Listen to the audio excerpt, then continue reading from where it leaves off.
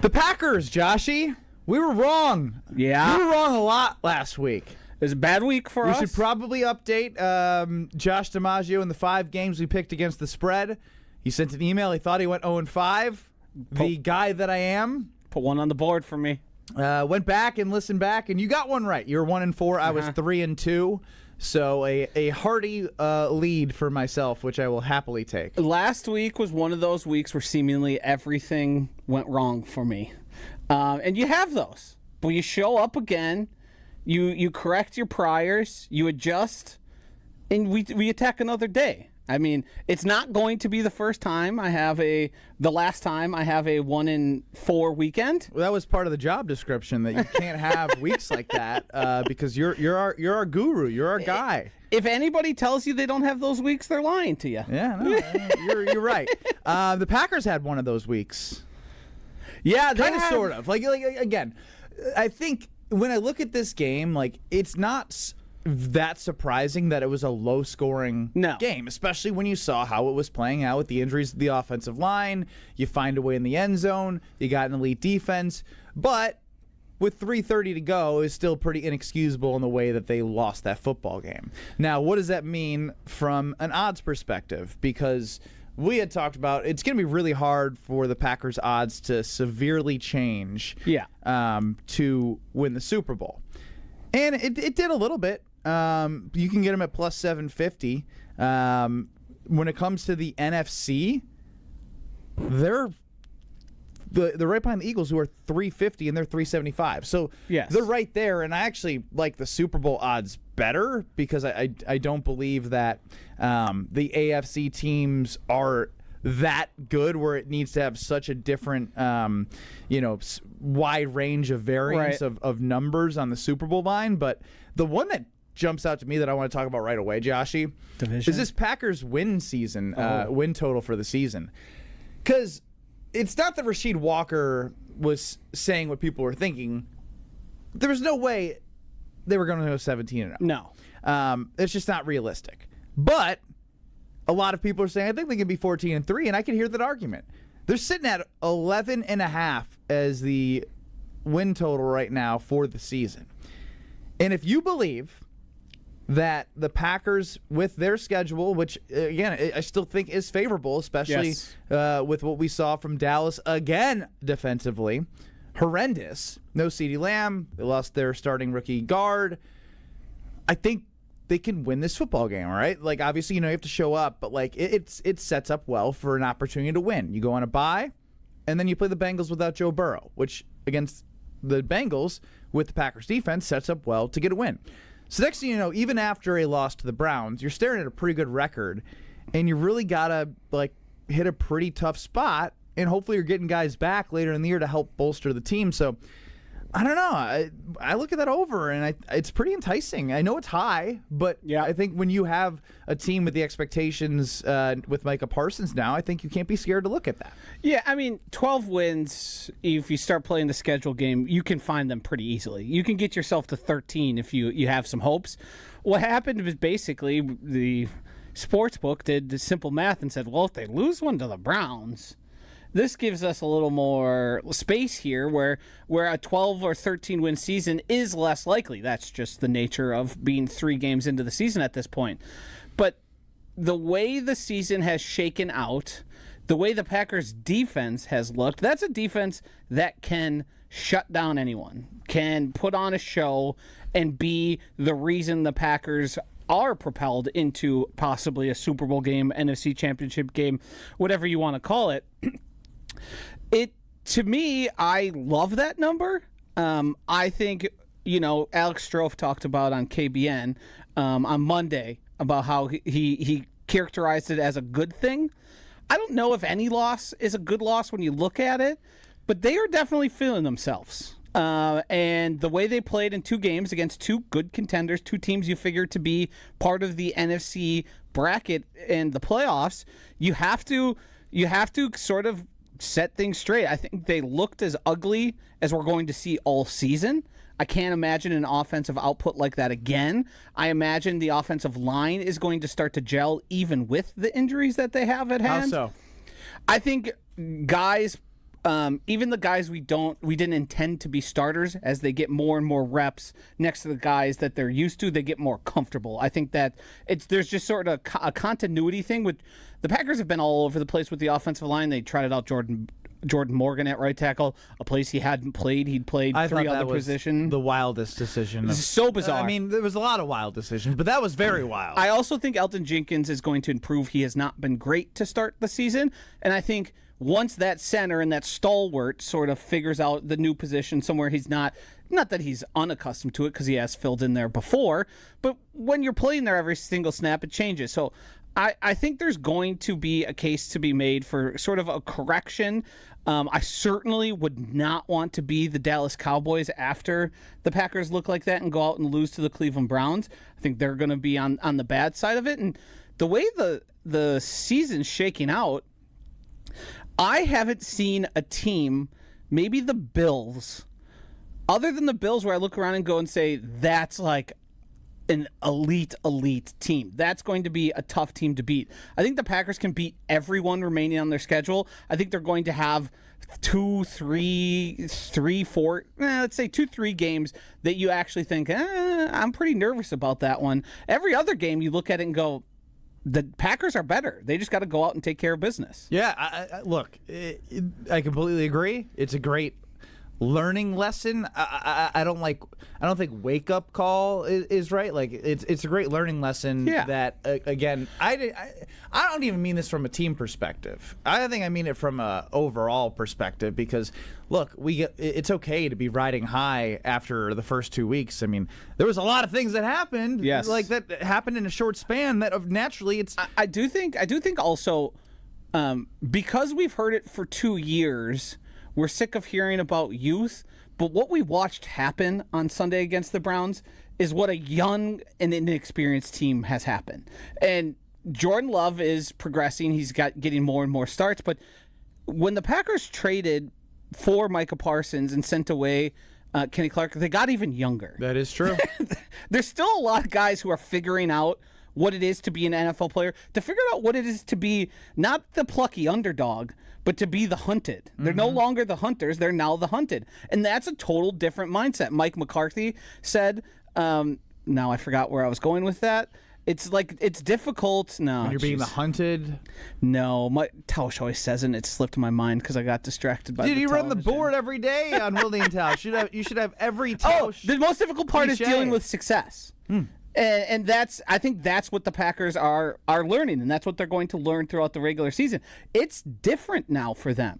They are the team everyone's circling saying, let's go show these guys what we got. You know, when the Packers went and beat Detroit on Thanksgiving and then also managed to beat the Chiefs, that's what the Packers are going to be looked at by most of the teams on their schedule now. Yeah, they're going to be wanting to give themselves a boost, yes, whatever team they are, because they look at the Packers as a team where it's a measuring stick, yes, of where they are because of what the Packers have in front of them and what they are from what we've seen. Now, I'm glad you mentioned that Lions team because the division odds have changed the most of all the things that we've talked about on this program. 800-990-3776 is the Carbless Talk and text line if you want to get into the show.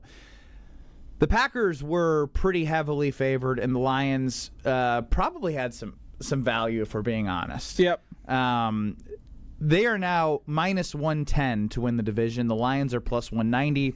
The Vikings are plus 500. And, of course, the Bears don't even exist in this conversation. Yeah, what we saw after the first week and after the Packers made the Lions look rather incompetent on offense, to say. We've seen the Lions go out and just put on 2 offensive shows and look very, very good. I think we, meaning us here and fans and sports books, honestly, probably overreacted to what we saw in that first week. We probably dismissed the Lions too much because of the changes with the offensive coordinator, defensive coordinator. They looked a lot better.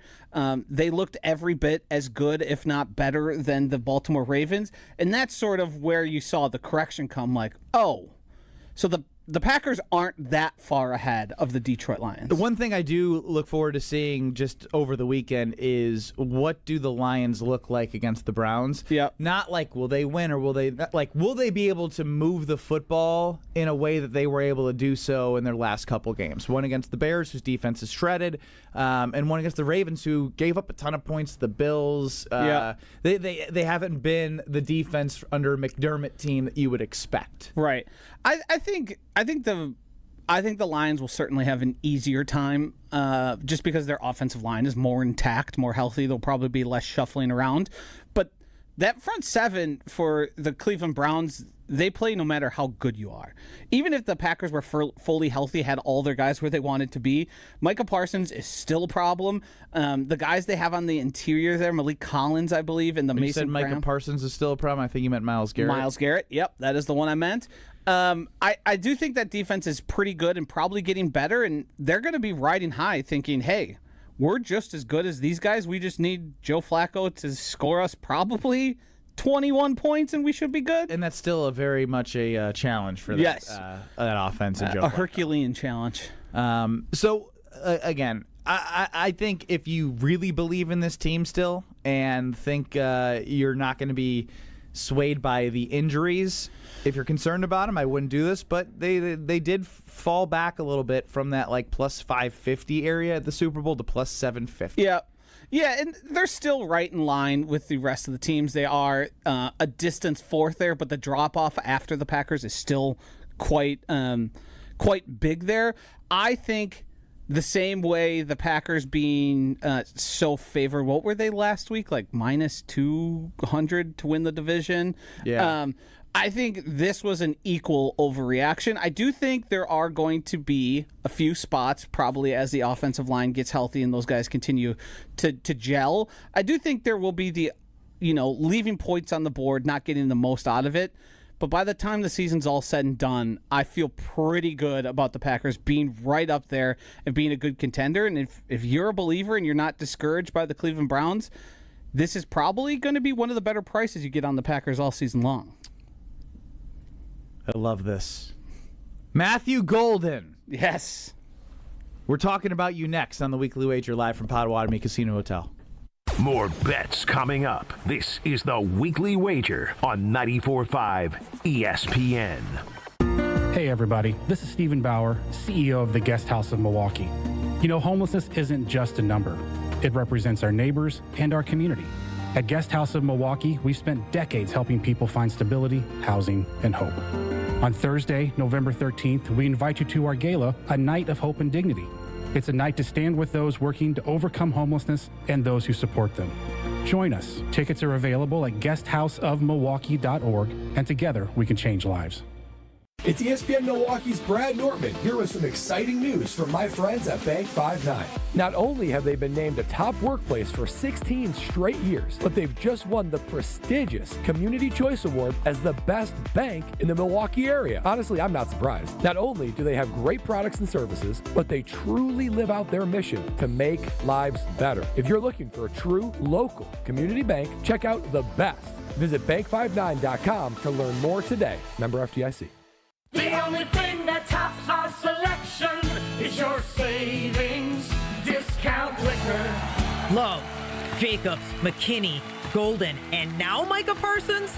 This year's gonna be fun. Now's the time to set a game plan for your Green Bay and Wisconsin pigskin parties. This is Marie from Discount Liquor. We are your football party beverage headquarters. Whether you need an ice-cold keg, a bottle of your favorite wine, a unique craft brew, or hard-to-find liquor, we have everything you need, all at the lowest prices in town. Come see us today at 51st in Oklahoma and Milwaukee, and on Barstow and Main in downtown Waukesha. Voted best liquor store again. The only thing that tops our selection is your savings.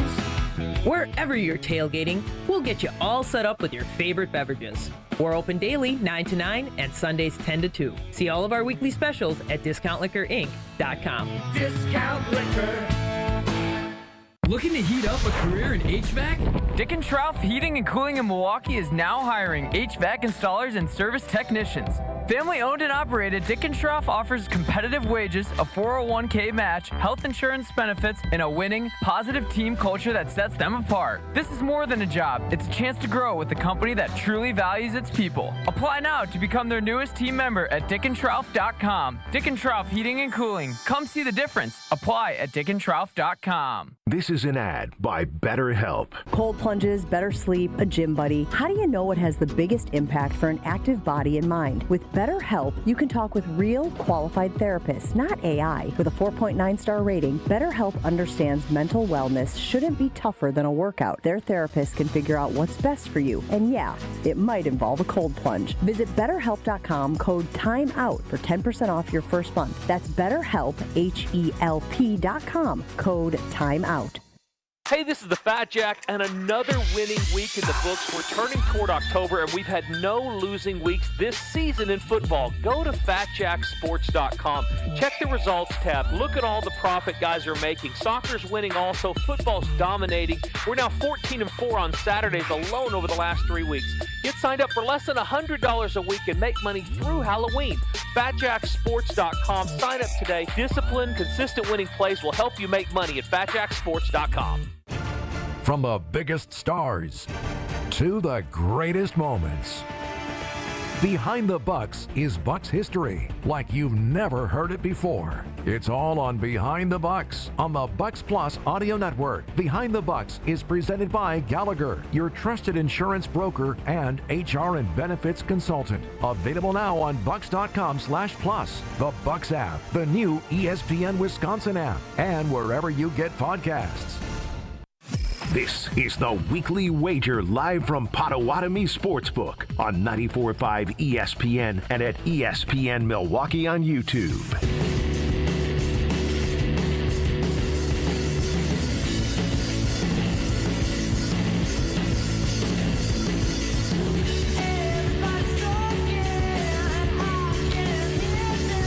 Weekly Wager.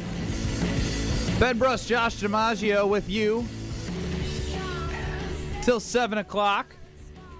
Big shout out to Homer, by the way. 20 years with Good Karma Brands. We were following the Homer Hour here, so I want to give a shout to Homer. Hopefully he's enjoying a Fireball, because that is his go-to. Do you think he ever thinks about the fact that he's tattooed permanently on my leg? Yeah, I was listening this morning to Jen, Gabe, and Chewy. I don't think he remembers. Do you think he sees me and goes, oh, yeah? No. Because when I'm in the shower and you're wiping down the leg, you go. Sometimes I'm surprised because I'm not looking at my lower leg all that often. I'm not gonna lie. I look at you every day, and as someone who did a show with you for a long time, I don't even remember that you got the two tattoos. You know, like I just look at you and I see Josh. I'm not like, oh, that's Josh with Homer tattoo. And an old baby. But yeah, I mean, what a great run. I know we've spent, everyone spent their time talking about how great Homer is, but he's beyond generous, beyond kind. We don't always agree with his opinions, but that's what makes what we do here great. And the way he treats people and treats charity, and he hates when we talk about it, is one of one and truly the best. He is, yeah, and I hope that he's still at his happy hour after the show. So I don't know if you're planning on stopping by. I would love to stop by, but don't think I'm going to be able to swing that, Benny. Well, I'm going to try, but I have a fear that Homer's going to do the buy a million Fireball shots for like just so everyone gets one toast. And I'm out of here. Yeah. I gotta go. And he'll probably tell no one. He'll probably just sort of walk away, and everyone will go, wait, where did Homer go? He's gone. Gone with the win. So the Packers offense, huh? Yeah. Tough showing. It was a tough showing. There's a lot of variables, but ultimately with a full week to prepare, knowing that you're very likely going to be without Zach Tom. Yep. Him and Aaron Banks were riding bikes together. And it's a new injury for Aaron Banks, which is the troubling part here. Head, shoulder, knees, and toes. He's had a back, a groin, and an ankle. I thought it was ankle. Maybe it's knee. Exactly. It's starting to sound like the injury report for Christian Watson during the game. There, he had 3 that came out. I was like, wow, I didn't know it was possible. That being said, Matthew Golden made a huge catch. Yes. I want your take on this quickly, because then we can get into the nitty-gritty of this. There's a lot of people that said, how come Matthew Golden didn't take that to the house? Yep. The ball was thrown away from his body, and he's a fast individual. It's not if he was running straight and the ball was in front of him, and he was just moving linear. There was like a linear with a little bit of a fade to the ball and his body, and if you're moving that fast, it's hard. Yeah, I think it's a two-parter. I think on that specific throw, Jordan Love threw him to the sideline because there was a safety sort of over the top, over the middle there. Definitely, I don't think that was necessary, but it makes the throw higher percentage for Matthew Golden. The other thing I think that happened is I think young player in the NFL, big throw, big moment. He didn't realize where he was. He thought he was probably closer to the sideline. When he caught the ball, he probably thought he was only a couple steps, and then when he had the time to look up, he had already sort of committed to just going out of bounds. Yeah, and that point in the game, any big play of 20-plus yards was a huge play. Catching it was more important than scoring the touchdown in that moment. You don't want to be looking upfield before you catch the ball and leave your team there on the one. This is the third time he's had potentially a touchdown catch either not go his way, be thrown short, be thrown long, or be thrown towards the sideline that way. Matthew Golden is one of the league leaders in average depth of target, which I think is a disservice to the talent that Matthew Golden is. I think he's more than sort of the deep threat. I would love to see Matt LaFleur start to find roles for him and find spots for him where you're feeding him the ball and giving him the advantage to use his speed and athleticism instead of just having him run by everyone. Well, he did. He did two end arounds, one to the left, one to the right. Yeah, that's not what I'm talking about. I know it's not. I'm thinking, get him a screen. Just get the ball in the playmaker's hands. I said it a while back. The way that they use Zay Flowers and Xavier Worthy, respectively, is just get it out to him. Get some. You got some good blocking wide receivers. Yes. Let him do his thing. Yes. Because you can see he has, he made a juke move on an early catch that he had. And I was like, oh, okay, he's got, again, we all know this, but it's one thing to see it in live game action. Here's one thing I'm going to commit to every weekly wager listener, everyone in this room, everybody who can hear my voice. I'm going to bet on the Matthew Golden anytime touchdown until it hits. It's just, I'm going to the well. It's been 3 weeks. It hasn't happened. Have you done all 3 weeks? All 3 weeks. What were the odds for the last 3 weeks? I think it was around I think it actually grew. Because I think the books, I think it's around plus 200. Anytime? For any time. Maybe I'm wrong. I think that seems very low. I think he's The problem is, Ben, they're oftentimes paired together with a couple others. Oh, Mr. Parlay guy. Yeah, so I'm not really betting individual tickets. Would it be wise? Yeah, of course. But usually what I'm doing is I'm tacking them on to a couple that I feel good about and going that way. But they're clearly looking for him for the big explosive play. It's going to happen. But I think they're doing their offense and themselves a disservice. I probably have it written down here somewhere that I can tell you the other one. But they're probably doing themselves a disservice by not utilizing him in the way you described the Zay Flowers, Xavier Worthy, where they certainly can beat you deep, but they're a lot more than that. Yeah. And he's still young, and there's still time. He's still learning. All that factored in. But when you see what you got in terms of pass catcher, you kind of know what those guys are. And there was enough conversation in the offseason about what he was able to do and impress. So it's there, it's coming. So either ride or die with the Josh DiMaggio, Matthew Golden anytime touchdown, or do not. It is up to you. The only player props that you can find right now for the Sunday night football game for the Packers and Cowboys is the passing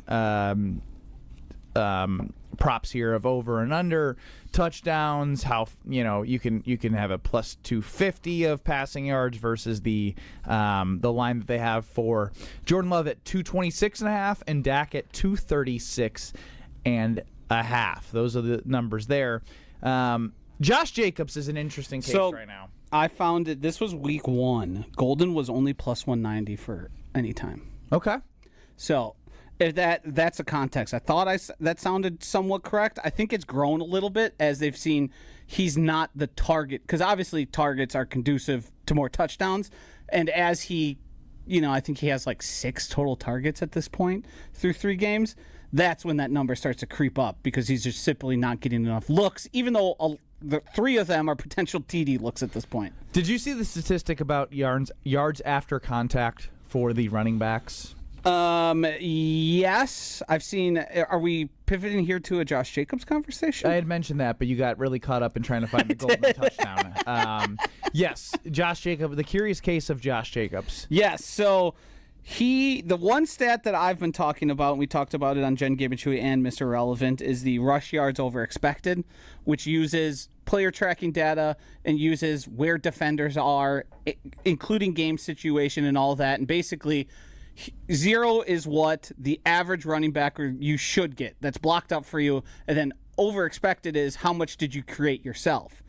Josh Jacobs is currently the worst in the NFL at that stat. Yeah, not great. No, that's not where you want to be. Last year he was in company. Obviously, he was behind guys like Saquon Barkley and Derrick Henry, but it was Bijan, Chuba, who had an incredible year. Like all the names you would expect up there. Jahmyr Gibbs was another one that was really close to him. That to me is one of the concerns. And what makes it interesting is because the yards before contact is one that is basically an offensive line stat.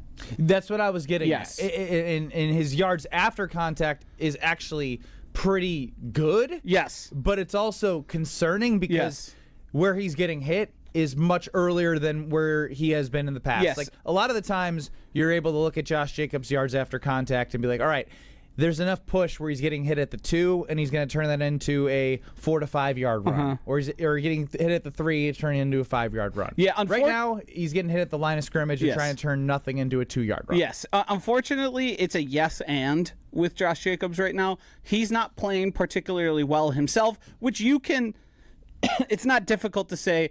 When you don't trust your blocking in front of you, you probably aren't going to be playing at your best. And then he's also being hit behind the line of scrimmage, at the line of scrimmage, more than you would like to see. I think that's going to improve. I'm not, going to say Josh Jacobs is washed by any means. I do think we might see a pivot to we're going to be a little less reliant on the run game. And in those neutral situations, probably look to pass and look to trust Jordan Love and the weapons. But Josh Jacobs is going to be a catalyst for the Packers making the playoffs, doing anything in the playoffs. He has to be there. But right now, whatever they've got going on, be it Josh or be it the offensive line, just doesn't seem to be working. And largely, I think that's part of what we've seen when we were watching the games. And it's like, feels like we should be getting more points week to week. And I think the run game not working is a large portion of that. Yeah, especially, again, when you look at the injuries to the offensive line, the reshuffling of the no continuity, plus the injury to your 2-time yards receiving leader in Jaden Reed. Like, there's some things that have happened that have made this a challenge for Matt LaFleur in the offense. But the good news is they're playing a team that's given up a lot of points and a lot of yards this coming Sunday. So let's get to that next here. It's the weekly wager at Potawatomi Casino Hotel at the wonderful sports book. The pretzel's almost done. The food is on the way. And we will get to Sunday night preview here of the Packers and Cowboys next. We're back talking bets after this on the weekly wager on 94.5 ESPN. ESPN Radio Sports Beat with Freddie Coleman. Maybe the only team standing in the way of the Baltimore Ravens being a Super Bowl champion with Lamar Jackson, the quarterback, are the Baltimore Ravens. Yeah, other teams will get in their way. We saw the Detroit Lions were able to do. The worst thing for Baltimore is having a lead going into the fourth quarter. Maybe have the game tied, or maybe don't have the lead, and maybe things will work out for you. They've had 16 such instances since 2019 in which they had a lead of at least 7 points in the fourth quarter that they have not been able to win those games. But last night, they looked dominated, especially the game went on by the Lions' offensive line. And then they were able to give 7 sacks with Lamar Jackson as a quarterback and Derrick Henry fumbling for the 3rd straight time. Sometimes windows to be a champion may be a lot closer to being closed than you seem. Not trying to put that out there against the Baltimore Ravens. They still have a talented roster. But maybe the only teams getting in the way of the Baltimore Ravens could be the Baltimore Ravens, and that's not good for the regular season or the postseason. In 60 seconds, No more legend in Oklahoma. From kickoff to cash out, ESPN Bet has the tools you need to score more on game days. Bet smarter with stats at your fingertips. Get personalized parlays built just for you. And with your fantasy team synced right in the app, you can back your squad. Right now, new customers get $100 in bonus bets when you bet $10. Sign up with promo code USL to get started. Must be 21 plus. Gambling problem? Call 1-800-GAMBLER. Terms and conditions apply. See app for details. Offer not available in New York. New Beyond Raw Lit V2 pre-workout. GNC's #1 pre-workout. Now with harder hitting energy, an intense mind-body connection, and enhanced endurance support. This isn't just pre-workout, it's precision engineering for your body. Turbocharge your workout with new Beyond Raw Lit V2. Available now at GNC and GNC.com. He played for the school. He coached for the school. He made that university football team matter better than anybody could have anticipated. But even Oklahoma State finally had enough when it came to Mike Gundy. After so many years of service on the field as a player and then a coach, and like I said, making that program matter in a state where you got Oklahoma over here and neighboring states like Texas and Louisiana, Oklahoma State decided to move on from Mike Gundy, who was so good on the football field and at times was really good on the football field too as a coach. But you can't lose to Tulsa if you're Oklahoma State, and especially when that was one of the few games on a Friday night in which that happened this past weekend. That was just a bit too much for the Oklahoma State athletic department to say, this is not going to trend up. So you can be a legend, and everybody's going to revere that name, Mike Gundy in Stillwater, Oklahoma. But legends sometimes have their shelf life, and for Oklahoma State, that shelf life is over regarding Mike Gundy as head coach. For the ESPN Radio Sports Beat, I'm Freddie Coleman of ESPN Radio's Freddie and Harry. It's ESPN Wisconsin's Game Night Show for Events by Design. Events like appreciation parties and retreats can go a long way towards boosting morale and retaining top talent. Events by Design is your go-to creative partner for employee events that truly make an impact. They help leaders retain top talent by making their people feel seen, valued, and celebrated. The creative team at Events by Design does all the planning and production, making sure things not only look great, but also work. Make a smart investment in your culture today. Search online, Events by Design. They design, you party. Coors Light presents To Chill or Not to Chill. When your friend skips your favorite song on the playlist. End the friendship.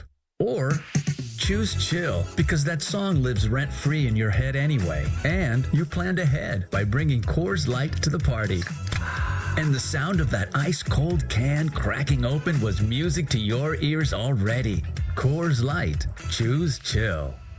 Celebrate responsibly. 2024 Coors Brewing Company, Golden, Colorado. You're listening to the Weekly Wager live from Potawatomi Sportsbook on 94.5 ESPN and at ESPN Milwaukee on YouTube.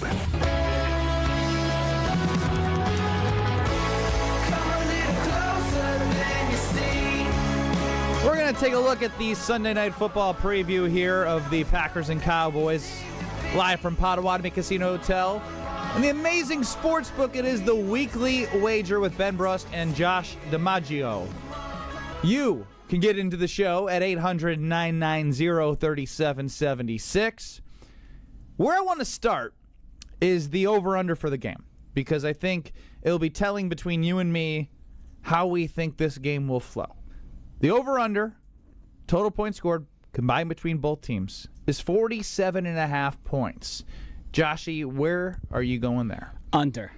Under. Can you explain how you see the under coming in? Yes, I see the Cowboys having a real challenge to score. They lost CeeDee Lamb, who, when they have CeeDee Lamb, I think I have the numbers here, they score 26.3 points a game. Without him, 13.3.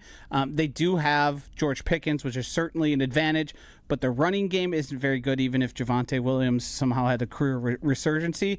And I don't think the Packers' offense is going to look as great as we would want it to. I think they're going to score, and I think they're going to have a good day, but I don't think 47. I see like a 24-10. 27-10. That's sort of where I'm putting the Cowboys at. I think they're going to have a hard time on offense, and I think the Packers aren't going to do the run up the score, blow them out of the water type thing. Under as well. I had a 27-10. Yeah. Because on Kyle Bruston Nortman today, there's been no Nortman. He's been gone for a while. Uh-huh. Kyle Wallace was gone for about 4 days. And so I wanted to do a pulse check with Kyle.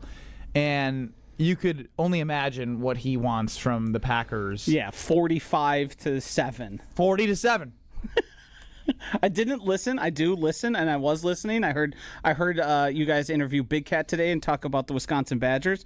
But yeah, that's what I think. You see, I tried cautioning him, but he doesn't listen to me. He's going to do him. Yeah, I mean, I understand how you get there. You see the Bears put up all those points. You see Russell Wilson throw for nearly 500 Why yards. not us? Why right? not us? I just don't think the Packers are in that spot. And the one thing that I think people aren't realizing is the Packers defense is so good, they aren't going to have a need to score 40. The offense, I think, is going to struggle for Dallas. I mean, the drop-off of CD versus no CD to me is huge. And what we saw, and a big issue with the Cowboys offense, was they had no one to turn to. They threw the ball to Barry Alvarez's nephew about 40,000 times. Jake Ferguson got a lot of targets. 5-yard outs. That's not how offenses work. And I think they're going to deal with those problems against the Packers because this is going to be the best defense the Cowboys have seen. And why the CD effect matters is he's typically able to get his. If he's not scoring touchdowns, he's going to get plenty of targets, and he's going to get his receptions, and he's going to get minimum like 70 to 80 yards. They've built the entire offense around him. And what that does is open up those longer passes over the middle to Ferguson. George Pickens having an opportunity where they're double high over CD, and he might have a one-on-one matchup. Mm-hmm. But when you're George Pickens, you now have to play the role of CD Lamb. Yes. In this, the way the offense has been built around CD, I have a hard time believing in this Cowboys offense. And again, you mentioned Javonte Williams. I don't see him going for 80, 90 yards. They're not going to beat the Packers that way. No. The best thing the Packers can do is put themselves in a situation, because the Cowboys defense is so poor, that if they do go up, I think if it's say it's 10-3 and then they get it to 17-3, I know people are going to want that jugular talk. Yes. But you can run the football and trust your defense and maybe score some more, but I wouldn't expect them to be like, all right, now we got to spread it around and jam it home. Air it out, yeah. There's a bye week coming. Right. And there's a long game here, and if we learned anything from last week, they didn't play the long game well enough from a Zach Tom standpoint. Yep. And from a situational standpoint late in the game, in my opinion. Yeah, I think Matt LaFleur is going to learn from his mistakes, and he is going to trust his defense and trust his run game. I know It's new. Yes. We're all new to it, but he's got to be better than all of us. Yes. You need to just trust your defense to do what they're going to do. I do think the Cowboys will move the ball. I think Dak Prescott is capable. I think he's better than people give him credit for. George Pickens is not a nobody, but I don't think they're going to have a fun time. I think the pressure's going to get to him. You have to imagine Micah Parsons is going to be all systems go to prove to them how wrong, even though he said it's going to hurt him to sack Dak Prescott. I think it's going to be a tough time for them. I think Jeff Hafley has pulled all the right strings to this point, and we're going to see a pass rush get to them and a defensive backfield that, the names, Kevontae Turpin, he's going to beat the Packers? I don't think so. No. And just think of the recent history of the way the Packers have. The Packers are dating back to 2009, 10-1. Against the Cowboys. And it's some of them in pretty dominant fashion. Yeah. I think the thing that stands out to me is it is a good opportunity for Jordan Love to have a game in which he's able to grow some confidence. Yes. Because I'm not saying you're going to do what Caleb Williams did, but if Caleb Williams is able to have a game like he did, there was a flea flicker involved from a yards perspective, but there were 2 touchdown passes, one to Cole Kmet and one to DJ Moore, where the Cowboys are in the red zone, sitting in zone defense. Yes.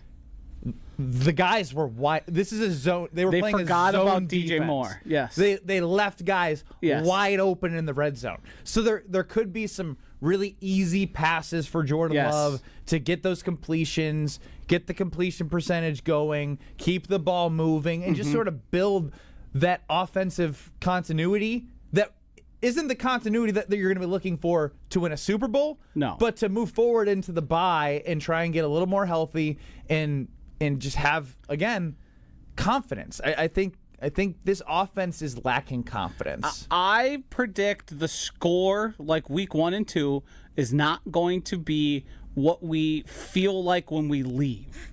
Meaning, it feels like the Packers beat them by 35, but it was 27-10. Or something in that range. It's going to feel dominating throughout, but the Packers, what incentive do they have other than sticking it to the Cowboys for what the Browns did? That it just doesn't really add up to run up the score on them. And if anything, we should be nicer to the Cowboys because, Thank you, Jerry. Jerry gave us Micah. Yes. Micah is here. I know, Chris, you had sent over some statistics about, not statistics, we know Micah Parsons is heading back to Dallas. If you had to pick on over 1.5 sacks, I have to go under. I have to too. That's a big number. I think 1.5 is probably what you would expect. Anything over, when it gets to sacks, things get weird. You chase a guy. We've seen it a few times this year already where he's the culprit, but somebody's cleaning up. Right. It's all Caleb doing all the work, and Lucas Van Ness or Devontae Wyatt or Rashawn Gary are there to reap the benefits. It's not the worst bet, and if you're really fired up and you think Micah is like I think he's going to be, I wouldn't tell you no, but the odds person, the person who thinks about gambling and sacks in that way, would not bet the over. Yeah, if you want to look at like maybe a team total for over, because Rashawn Gary somehow is on pace for 20 sacks, which would be amazing. No one would complain about that. But maybe he's one you look at instead of a Micah Parsons. If you're someone like me who finds himself making some fun parlays to give them a little extra to look at, tossing something like that in, I wouldn't hate it.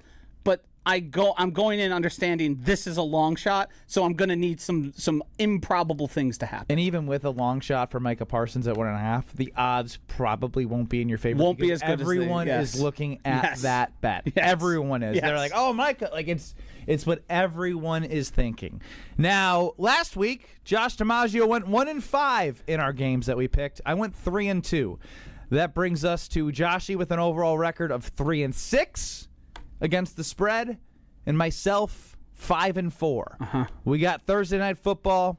We got a Sunday morning Europe game that the Vikings are involved in. Ravens, Kansas City Chiefs, and of course Sunday night football. You want to go 5? You choose. How many you want to do? Here's the thing. Everyone's going to be watching Monday night, but no one's going to be invested in the Jets at Dolphins or Bengals at Broncos. We'll flip a coin for one of those games next. More bets coming up. This is the Weekly Wager on 94.5 ESPN. This summer, your wishes take center stage at WishFest at Potawatomi Casino Hotel, Milwaukee. Play your favorite games with your Potawatomi Rewards card all summer for over $1 million in prizes and earn entries into the WishFest prize drawings on Friday, September 26th. Your entries from July, August, and September all count. Plus, 5 lucky winners will have their ultimate wish granted. Wish big, win big. Only at Potawatomi. More info online. Must be 21 and a rewards member to play. The power of friendship has spawned a memorable baseball season in Milwaukee. When you choose to work with Pella Windows and Doors of Wisconsin, the relationship is more than what feels like having a friend. Pella honors trust and commitment on your behalf before, during, and after the sale. They take those values to heart with every person the Pella team works with. It's natural to feel a little apprehensive about having someone visit your home, but take it from me and my wife. The brilliant Pella designers immediately put you at ease with their experience and professionalism. We love that initial visit, along with how easy they made it to envision bringing our project to life. Pella is committed to being the company everyone wants to do business with, and they've certainly lived up to that and more. And with this month's incredible deal, Gina Della from Pella is here to share why you shouldn't wait to order new windows and doors. Order today and get 0% interest for up to 60 months. Set your free in-home consultation today at PellaWI.com. Certain restrictions apply. Ends 9/30/2025. The Fall Trade-Up event is happening now at Cunis. With winter on the horizon, trade up now to a new, safe, and reliable vehicle. We'll do whatever it takes to make a deal at nearby Milwaukee Metro Cunis locations in Oak Creek, Greenfield, and the new Cunis Hope Chevrolet on West Metro Auto Mall. We have huge incentives and discounts on the most popular cars, trucks, and SUVs from Chevrolet, Buick, and GMC. Thinking pre-owned? We have over 2,500 in stock with payments for every budget. Plus, check out our service specials on brakes, tires, and oil changes. I'm Brian Bohm, General Manager of Cunis of Oak Creek. And I'm Bill Eater, General Manager of Cunis of Greenfield. We would like to invite you to take advantage of these great monthly specials. And remember that your vehicle will be covered by our exclusive No Fear lifetime powertrain warranty included with new and qualified pre-owned purchases. Call or stop in today for your VIP appointment. Don't miss the Fall Trade-Up event. Start your search online at CunisMilwaukee.com. Come catch the final battle of the regular season when the Brewers host the Reds Friday, September 26th through Sunday, September 28th. We're celebrating the best fans in the game on Saturday, the 27th at Fan Appreciation Night, presented by Toyota. Plus, if you're one of the first 30,000 fans through the gates, you'll take home a Brewers Tumbler giveaway too, presented by Quick Trip. Come close out the regular season with the crew. Get your seats today at brewers.com/tickets. Back to school means back to savings with Exterior Pros and Baths. Right now, get $3,000 off your roofing, siding, windows, or bath project during their fall savings event. Don't wait. Call 262-800-4274 or visit extpros.com to claim your $3,000 savings and book your free estimate. Exterior Pros and Baths, Wisconsin's trusted home improvement experts. Trust the pros. The annual Catholic Memorial High School open house is Sunday, October 12th. Become part of the CMH tradition and make plans now to attend from 10 a.m. to 1 p.m. on October 12th. Register at CatholicMemorial.net. Awarded for academic excellence, a rich tradition of athletic success, and an experience rooted in faith. Find out how your student can achieve more at CMH. Tour the school, meet the faculty and coaches, learn all about the opportunities available for your student. Register today at CatholicMemorial.net. Catholic Memorial High School, where you rise. This is the Weekly Wager live from Potawatomi Sportsbook on 94.5 ESPN and at ESPN Milwaukee on YouTube.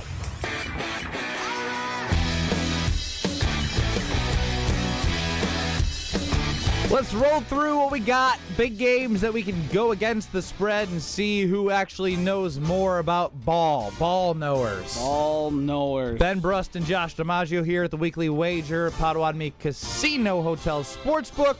We'll start with this Thursday Night Football NFC West matchup. The Seattle Seahawks are 1-point favorites on the road against the Arizona Cardinals. I like the Seahawks in this one. I like the -1. I will take that. Seattle is 7-0 straight up and 6-1 against the spread since 2022. Since the calendar turned to 2022 against the Cardinals. Kyler's also 8-22 straight up against the NFC West. So to me, it's the Seahawks. I think the Cardinals are frauds. Not really that good at all. I don't really want to add anything else because I'm the Seahawks -1. I have enough Kyler Murray in fantasy to have witnessed enough Arizona Cardinals games that there's not enough there for me to believe. Since we have this unique opportunity, I do want to throw in a couple props that I looked at since I'm a prop guy. I love under Marvin Harrison Jr. receiving yards 45.5. Jackson Smith and Jigbus over 6.5 receptions. Cooper Kupp over 3.5 reception as well. And Kyler Murray under 208.5 passing yards. And if you want to, a little Torrey Horton over 24.5 receiving. There it is from Josh DiMaggio. We'll move to the Sunday morning game. Vikings are 2.5-point favorites against the Steelers in Europe. I want you to go first on this one. What is that, Joshy? I'm hemming and hawing, and I want to hear what you have to say. I think I'm gonna go with the points. I don't want to. All right, then I'm going. My initial thought was Vikings, and you got me in my own head. Carson Wentz just has to do nothing. Yes. I think the Vikings have a really good coach. They have a really good roster. I believe in their defense. Aaron Rodgers hasn't been as good as the numbers that he's putting up would indicate. The touchdown numbers. Like fantasy-wise, he looks good. I'm telling you, he can't move. He cannot move anymore. What does Brian Flores like to do? Blitz a lot. And so I just again, this was the same thing I did in week 1 against the Bears. It was eventually Caleb Williams will not be able to, with a new offense, different situation, but I was like, I'm trusting Brian Flores against the quarterback. I'm betting against the other team's quarterback with where they are at in their stages of their career. So I'm going to lay the points, even though it's neutral site with the Vikings. Yeah, so part of me was going, it's Carson Wentz against Aaron Rodgers, just take Aaron Rodgers. And then I started thinking about it and thinking, the way I've seen Aaron play, the way that defense for the Steelers looks terrible. They're not a Steelers terrible. defense. I'm going to trust Kevin O'Connell. I'm going to trust the skill players and Brian Flores. I like the Vikings minus 2.5. Aaron Rodgers against against Flores has won one game against the Dolphins, 23-17, but then against the Jets, when the Jets versus Vikings, he had 2 touchdowns, 3 interceptions. Yep. I think he's going to continue to throw interceptions because they're going to be bringing pressure at him. Ravens minus 2.5 at the Kansas City Chiefs. This will likely be the big game on your local television at 3:25. I feel like I'm going too chalk here, but I think this is a Ravens bounce back. I think the Chiefs are in trouble. I think they certainly, once Rashee Rice returns, Xavier Worthy gets healthier. I think they're still going to be one of those teams at the end of the year where everyone's saying, "Hey, it's the Chiefs. You can't dismiss them." But the Ravens, after a loss, the way they looked, they're 1-2. They're in desperation mode. Yes. As underdogs, Mahomes is 11-5 straight up, so that concerns me. But Lamar is 21-4 straight up after a loss. I'm going to take the Ravens minus 2.5 against the Chiefs. I think the offense is so much better. They have Derrick Henry. They have Lamar Jackson. I mean, D-Hop's looked better. They're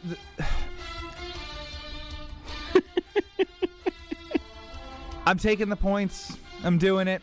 I'm taking the Chiefs. Oh, wow. I'm taking the Chiefs. I hate everything about it. I hate everything about it, but I'm doing it. Let's move. I don't want to talk about this game.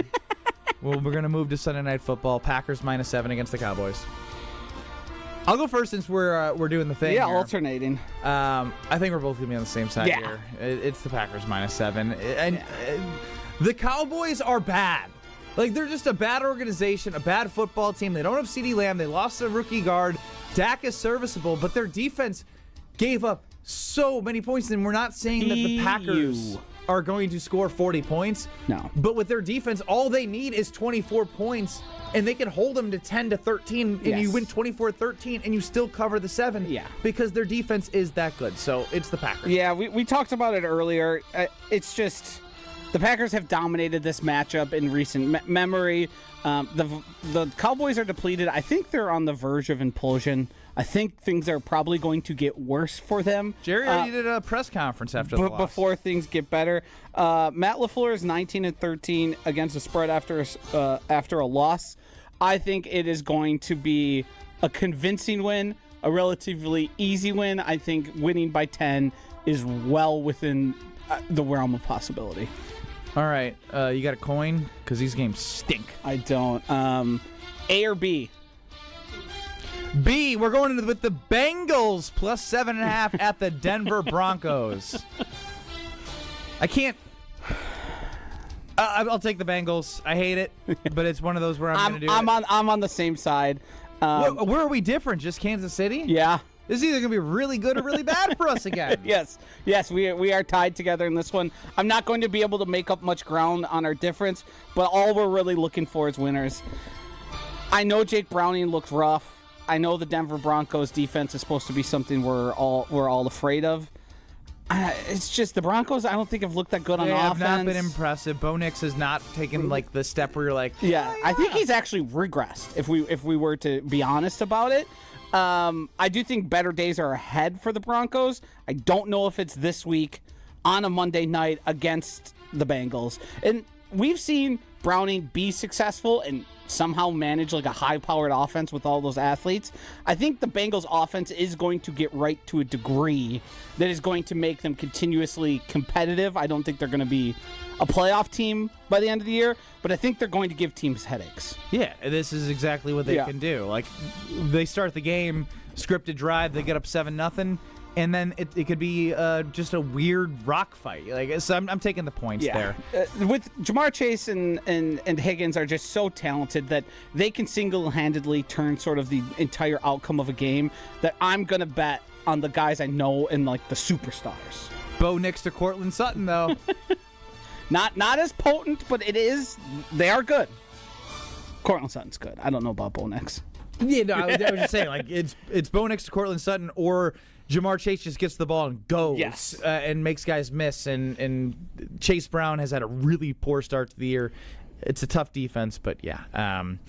That is it for the weekly wager. Chris, if you can say it a little louder in my ear. Thanalysis.